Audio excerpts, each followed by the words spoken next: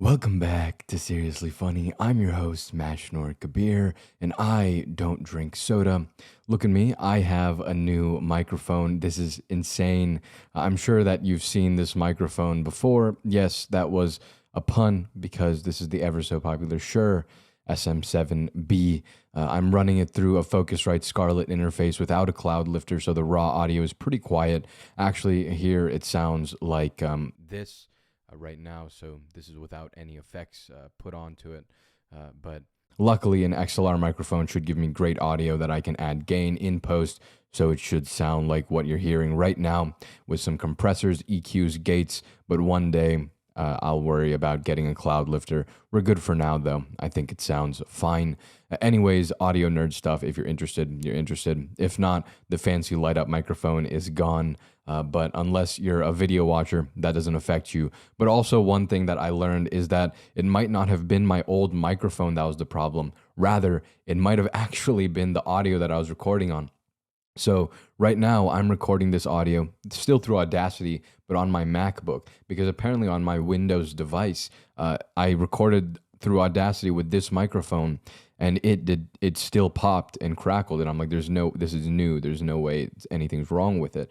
And so then I played with it. I went to a different like recording software. I put it into the MacBook.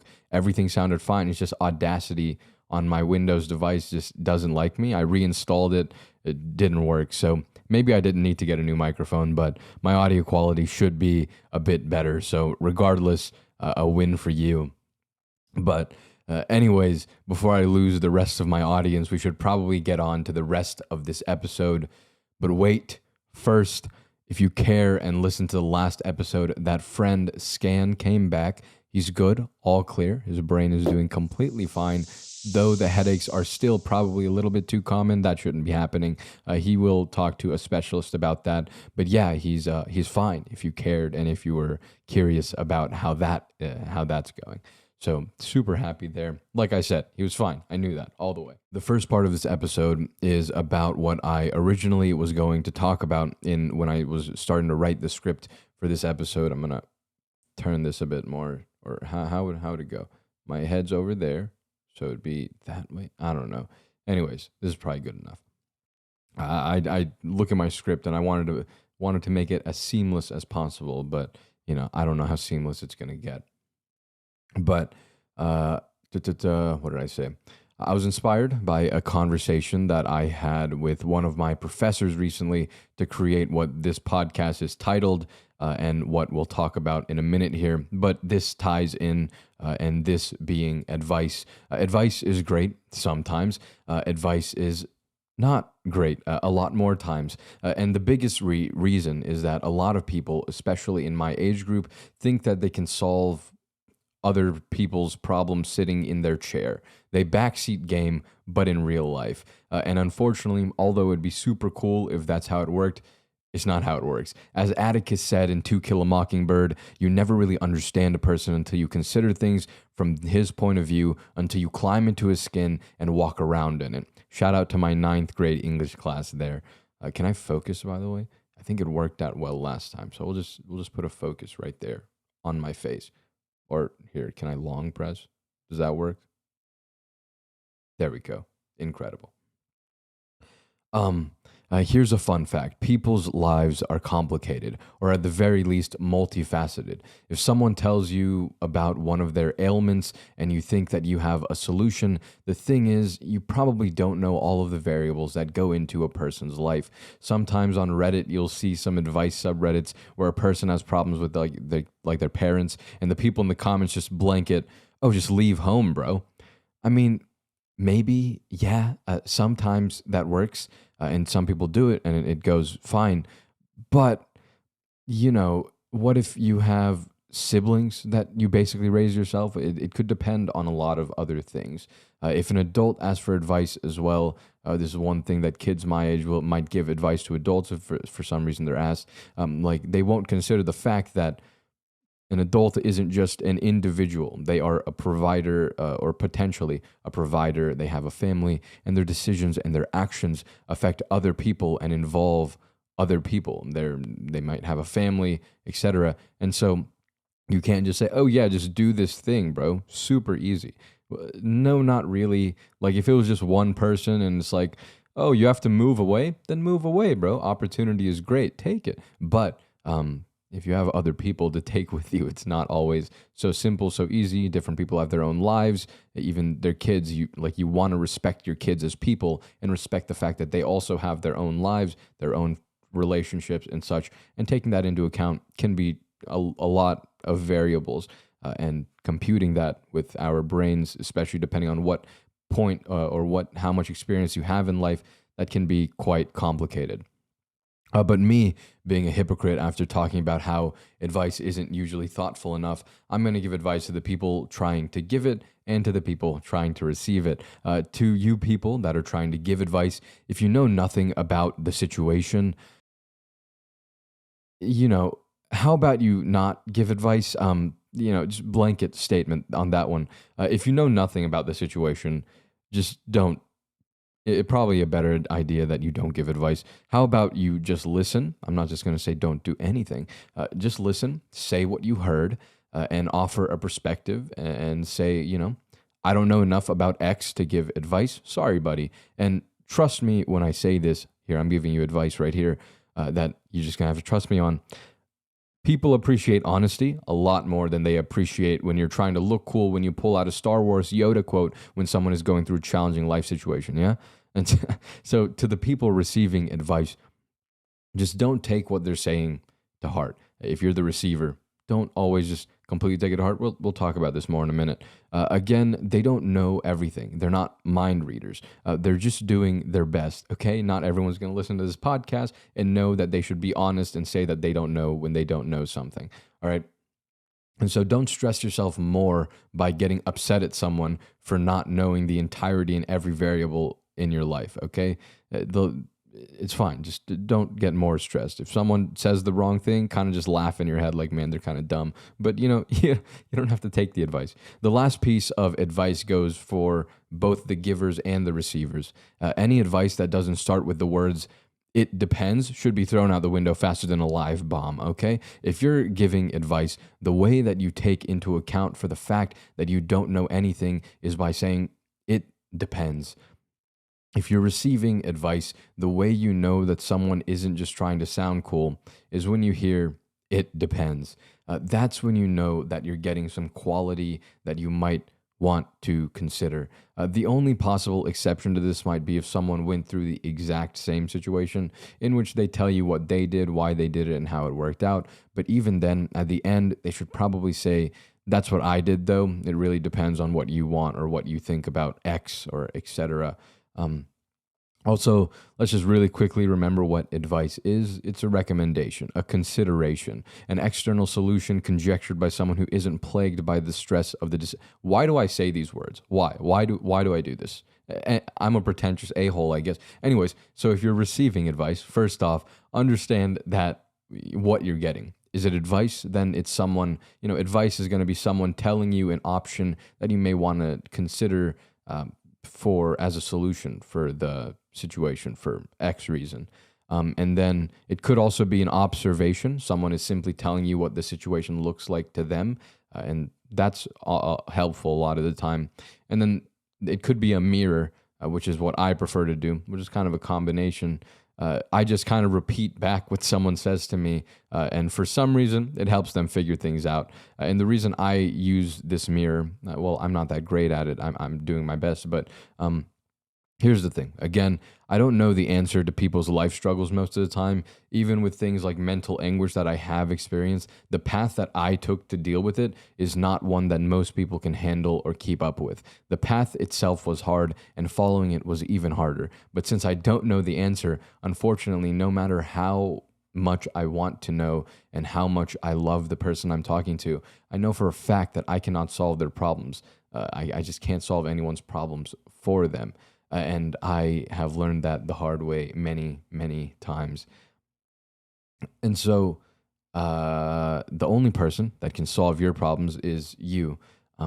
Can you get help? Absolutely. And that's why I tell people to go to therapy. You should get help. But in the end, Absolutely, that's you know. Oh wait, where am I? But in the end, you're the one that has the box, uh, that has to box the answer and submit the text. I'm just gonna redo. We're just gonna cut. The only person that can solve your problems is you. Can you get help? Absolutely. That's why I tell people to go to therapy. But in the end, you're the one that has to box the final solution and submit the test. Anyways, what I was going to say before the mirror tangent, which is an entirely different episode because it's super complicated. It's a really hard method. It's really good, but it's a method that like I have not perfected at all. This takes years of training to get right.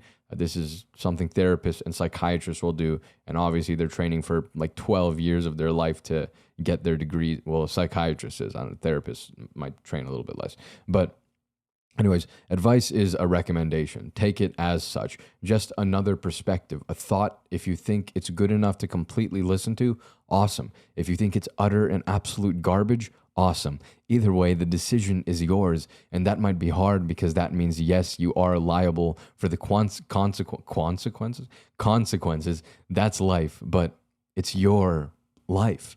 All right, so the meat and potatoes, or however the saying goes, yeah, it is the meat and potatoes, right? I don't remember. I feel like there was something else. There was another saying that was similar, and I just cannot recall it.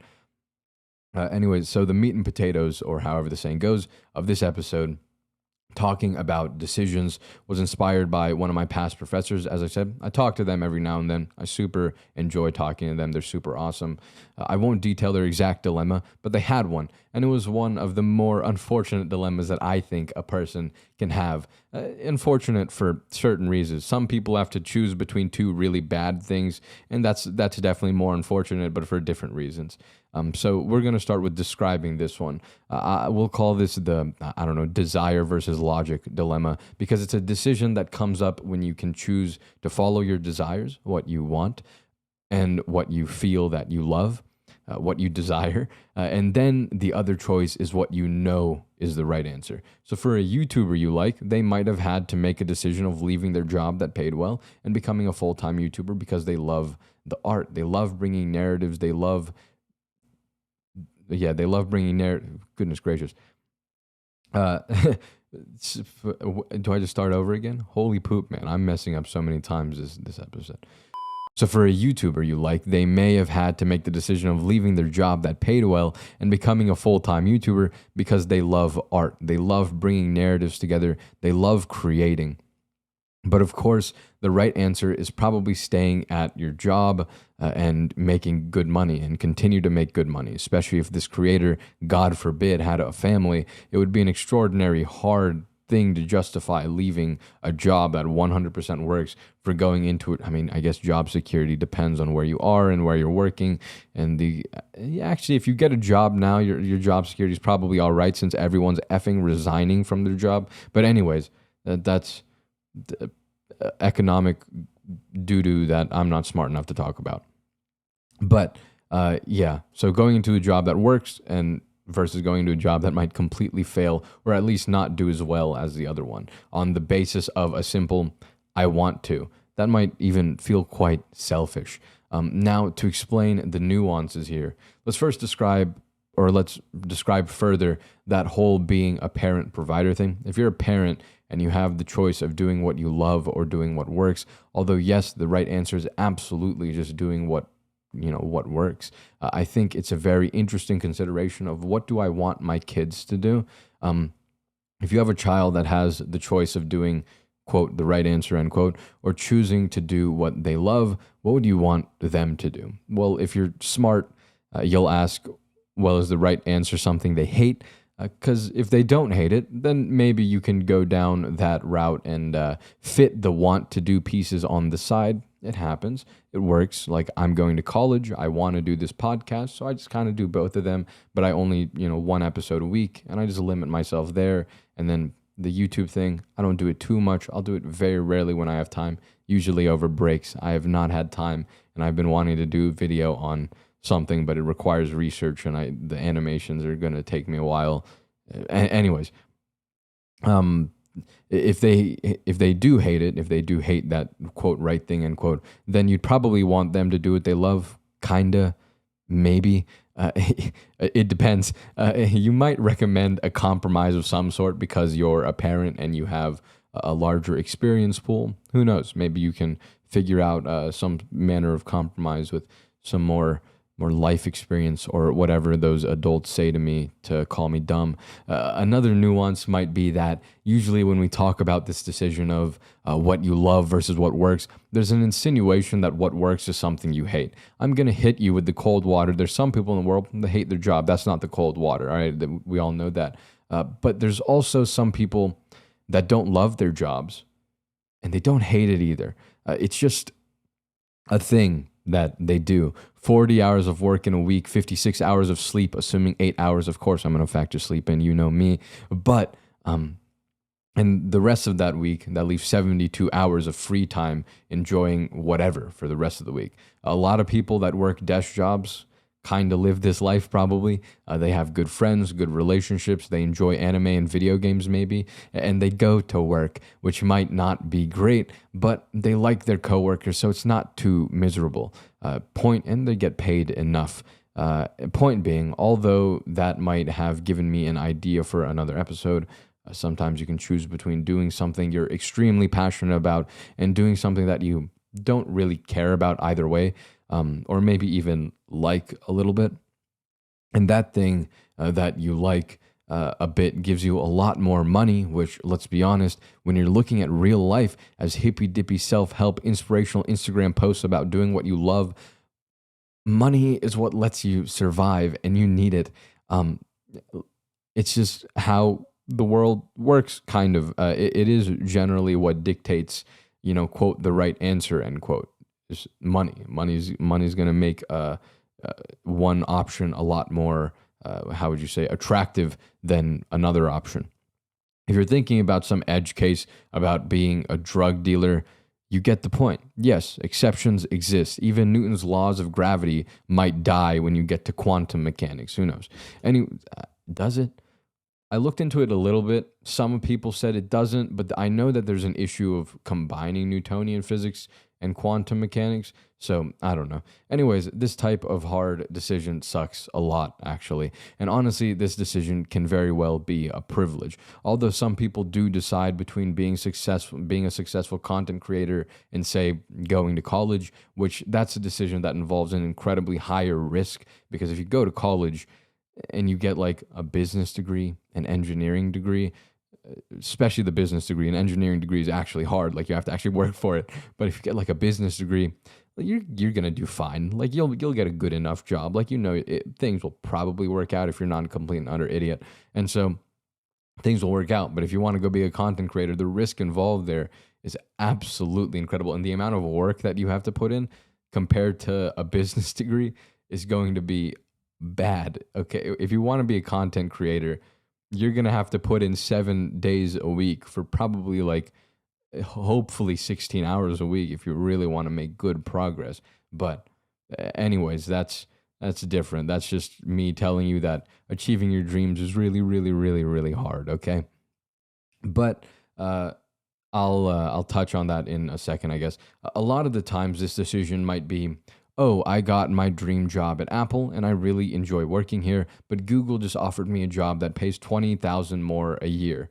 I really like Apple, but look, if you're at a point in your life where you have to think about whether or not you want an extra 20K per year, you're already winning. All right, you've done a good job. You've succeeded in life probably. Whatever you're doing, even if you're that drug dealer, I'm kidding. Don't do drugs, kids, or don't sell drugs either. But yes, decisions suck because it's hard. Do you want, or do you do what you want? Do you do what's right? We all hear the stories for the people who did what they loved and it worked out, but we never really hear the stories of the people that did what they loved and it didn't. This is actually called survivorship, survivability, survivor something bias. It's the bias of we only know the stories of those who made it. We know about the dropouts like Steve Jobs and Bill Gates who it worked out for. Bill Gates' story is a little bit more nuanced. He didn't exactly just drop out of nowhere. He took a leave. Anyways, we know those stories, but we don't hear the hundreds and maybe thousands of stories of people that it didn't work out for, because it didn't work out for way more people. We'll talk more about the decision making process later. Actually, this episode might actually crack into the 30-minute mark, which I think that is the case because I'm at 20 minutes right now and I still have an entire point left. So for audio listeners, we're going to take a little bit of a break here. So have fun listening to the ad. I need to break this audio into 2 pieces so that I can actually put it into Anchor. And also, my throat is about to die for some reason. You know, I talk a lot in real life, but for some reason, when I talk into the microphone, my throat just says, no, I don't want to. So I'm gonna take a little bit of a breather, drink a little bit more of my latte, and we're gonna cut right here for you too, you video listeners. Big old cut. I don't know what color the background will be. Has it been red this entire time? I think it has been. Did it stop changing colors? This is the most depressing thing ever. Yeah, we're gonna cut. Hopefully that thing will start changing colors again. Anyways, we'll be right back. All right, we're back. We're gonna move on to the next type of decision. And actually, I kind of, my brain died. So everything that you just heard, I wrote that in like 20 minutes, maybe like on Friday. And then I had to go to sleep. So I stopped. And I feel like I had a few more ideas of different decisions in my head at the time, but I didn't write them down at all. And so they kind of all left my brain. So when I resumed writing the script, I had no ideas. So we're gonna just give you a little short thingy and move on, I guess. So that one, yeah, that's definitely the longest one. The next type of hard decision is just going to be risk. This can be a part of the prior one, but for this one, the hard part of the decision is the risk involved. So this could also be a desire versus not desire problem. Leave your job or don't leave your job. But the thing here might be that the risk is incredibly high for this one. If your friend comes to you and says he has a business idea, you hear him out and think, wow, I thought he was going to sell me some pump and dump crypto scheme here. This actually isn't that bad. But quitting your job is scary, and most businesses fail. So, you're a bit skeptical. What should you do? There's a great video on the channel Pursuit of Wonder that tackles this and the idea of making decisions. I've recommended it before. Every person is one choice away from everything changing. It's a great video. This one is also complicated, and it really follows along with the other one.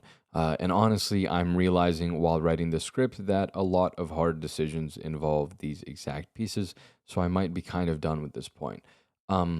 If nothing else, yeah, my ability to create these kind of pooped. But I will say this. So there's a few types of decisions. Some of them are worse than others. Obviously, easy decisions are easy. If you know the answer with just a minimal amount of thought, or you just have to like work a few things out and you know the answer, then it's not exactly a hard decision. It might be like a math problem where there's like, yeah, there's a right answer. There's absolutely a right answer. You just got to get you got to do some work to get there. That can happen in real life. And that's like, you luck out if that's the case. GG, you won a lottery on that one. That's not a hard decision. It might take a little bit of work, but it's not exactly tough because you can, there's a right answer and you can get there. The hard decisions are when there's not exactly a very clear right answer. Maybe you're choosing between 2 bad things, or maybe you're choosing between 2 good things, or maybe you're choosing between the desire and the logic thing. So when you the good and good and the bad and bad, when you're choosing the greater of 2 goods or the lesser of 2 evils, like American election, goodness gracious. Anyway, when you're choosing there, it's a bit tough because, well, at the end of the day, you're just like measuring straws, or what's it? Splitting hairs. That's what it is. When you're splitting hairs, like you're just splitting hairs. So it doesn't really mean like much. At the end of the day, it's like, which one's the right answer? I don't know. And the reason you don't know is probably because there's not a right answer. And that kind of sucks to think about and consider, but it might be how it is. And so we're going to move on to the third point with that one. How do you make hard decisions? Let me give you advice when I don't know your problems at all. A great idea, if I do say so myself. Here's the thing about hard decisions. I don't think rationalizing will help all that much. At the end of the day, these decisions, the hard ones, are the ones that you are either choosing between the lesser of two evils or the greater of two goods, like I said, or the decision of desire and logic. These decisions are hard because they don't have an immediate correct path to take. Obviously, if the decision between something good and something bad, there's a right answer and it's an easy answer. Usually, life can, of course, be complicated and things aren't always black and white, black and black, etc. But trying to talk about all of that would be horrible for all of us here. Um, but look, when you are choosing between two good things, or you're choosing between what you desire and what you rationally think is right, rationality isn't going to help you. Do you really want to compare? Why am I dying? Do you really want to compare straws or compare? I realize that's not the right thing. Yeah, do you really want to split hairs and say, this choice is marginally better than that one in this department, but that one's marginally better than this one in this department? You could, since I'm a writer, you know me. You could go ahead and write out the pros and cons list, nice and old fashioned. I will always recommend writing, but yeah, you need some sense of rationality. You need to understand the options and the possible consequences, etika. But at the end of the day, if logistics was the answer to the decision, it wouldn't be a hard decision past considering the logistics. Like I said, like the math problem. You just got to solve it. A hard decision, I'm sorry to tell you, doesn't usually have a right answer. Neither choice is better than the other, and that's for two reasons. Uh, One, because a choice is a choice. When you take one path, if it doesn't work out, you don't know if the other path would work out. And if it does work out, you don't know that the other one wouldn't have. There is no right choice. There is simply a choice, and you have to make one. I mean, you don't have to, but it might be a good idea to go ahead and make a choice and don't regret it either way. So, which decision should you take? One of them. They're both wrong and they're both right. If you have more information or a way to get more information, do that, and maybe the answer will become more clear. But for now, the decisions where the answer cannot be clearer, you have to pick and you have to be willing to accept the consequences. The last tip I have for you is a serious one. Flip a coin. I know, I know what this seems like. It seems like something, something you do when you're choosing between what chip flavor you want in the supermarket, all right? But I think that when you're making a hard decision, if neither decision is the right answer, then what's the difference between that and the chips? Uh, Not really anything, other than the fact that it might change your life, of course. But if both decisions equally impact your life, it kind of cancels each other out. And the secret about flipping the coin is that if it lands on a choice and you have a visceral reaction that you don't want to do it, you know that you don't want to choose the other side of the coin, or that you do want to choose the other side of the coin. My bad. For this to occur, what is a core? For this to occur, you really need to commit to that coin flip. And if you really don't have a choice either way, you listen to that coin and flip it and say, don't say, nah, but yeah, but no, don't do that. Nah, you flip it and you listen, point blank, period. Do it. You might think that's insane, but it'll be a lot quicker than driving yourself insane trying to make a decision between two answers that are not right. Also, this gets quite a lot more complicated when you bring in the fact that hard decisions don't always have a simple two choices and there's a third or fourth choice. But hey, if that exists, then you can explore the choices. If you're really lucky, you can, and you try hard enough, there's some situations where you can try on some of the decisions before you actually commit. For example, how about you not just drop out of college? What if you take a leave of absence? There you go. That's what Bill Gates did. He didn't just jump. He put a bungee cord on and then he jumped. And he's like, okay, well, if I fall flat, I'll just bounce back up. And so, sometimes you can do that if if the situation permits it. It's snowing. I don't know why it only snows here on weekends. It's like every weekend for the past 3 or 4 weeks. It's just snow. on just the only the weekend, like only on like Sunday or Saturday. I don't know what's up. It's not sticking to the ground. So I mean, school's gonna be open tomorrow, which pros and cons. But yeah, at the end of the day, uh, oh wait, no, where was I?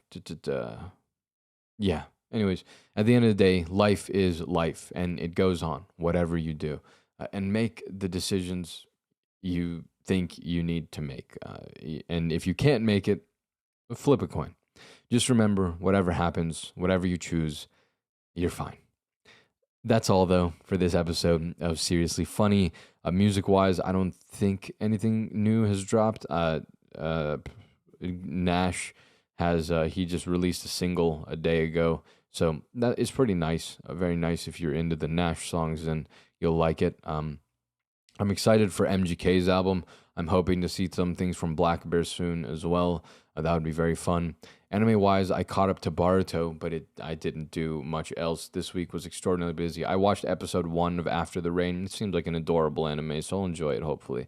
But I took a test in my physical electronics class that kind of went. I don't know. I studied. I did the things. I wrote my formula sheet, and I'm like, yeah, I can do this. I can do. I felt good on the homework. I felt really good on the homework. Got to the test, and then they just threw this like super complicated circuit on me, and I'm like, maybe I can't do this. Maybe I can't do this one. And then I got to the last question, and I remember the exact question. It's still traumatizing me. Okay, I got to this question, and I'd seen it on my homework. I know how to do this question, and I just could not for the life of me remember one part of the question that would have let me solve it. And I would remember it was that. So if you're in electrical engineering, the source current and the drain current are the same. If you look at the how it and on the when you're looking at the circuit diagram or it was a 4 bias resistor circuit for a MOSFET NMOS. It looks like our IS and ID should be different. All right, it looks that way. But if you think about the transistor, like the internal graph of it, you realize that they're connected. Man, so upsetting. If only I'd remembered it. It kind of sucks. It'll get curved probably, but I don't. Whatever. I think I can do the problem now, which is what matters. So, it's fine.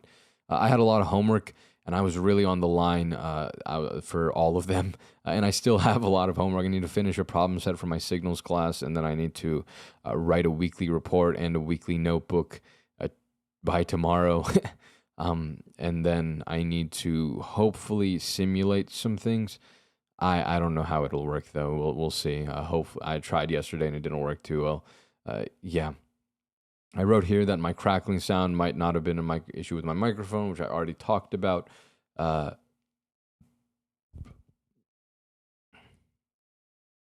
Also, I had this issue where I just paused for a minute. I had this issue where I was on my microphone, this one, the fancy one, and the Focusrite, where on Discord and Zoom, like the voice applications, where it would kind of be important for my microphone to work, it wasn't working. It just did not want to. I was sounding like a robot. It was horrible. It was absolutely abysmal. And the reason is that. So for anyone listening, and you have this issue by some chance, this is how you would fix it. You go into the settings for your microphone. So for me, I went into the settings for my Focusrite specifically. Your audio interface is the thing that you're changing the settings on. Your microphone itself will probably not come with, it definitely will not come. If you have an XLR microphone, it's not going to come with software. An XLR microphone is just a device that captures analog input. So it has no connection to the digital world. That's the interface's problem. But I didn't know if it was a Windows issues or not, but the thing is, so Discord, Zoom, etc., they use a 48 kilohertz for their recording or for their audio, and so usually for standard exporting audio, we will do podcasts and stuff, and we will export that at 44.1 kilohertz, and so that's what I had the microphone set to capture, but it doesn't like that. And also change your buffer size to about 192. Doing those two things should fix your issues with whatever it may be. But yeah, there you go. If that's you, then there's your fix for the thing. Anyways, I have figured it out, so we're good now. Maybe I need to. Oh, this was me just continuing to talk. But yeah, I think that's all. We're at like 37 minutes. That'll cut down to probably 35, 36 minutes. So a longer episode. I started recording on a mono track. So there's a shot that maybe the size of the audio might be enough to just post it straight. But I still need to put the split in there. So I guess it doesn't matter. But yeah, thank you for listening to this episode of Seriously Funny. As always, I will talk at you next week. I really hope that the audio quality is good. There's a shot that I have to re-record everything if Audacity didn't work. I don't know. We'll see. But hopefully it works out. Thank you for listening. Much love. I will talk at you next week, and peace.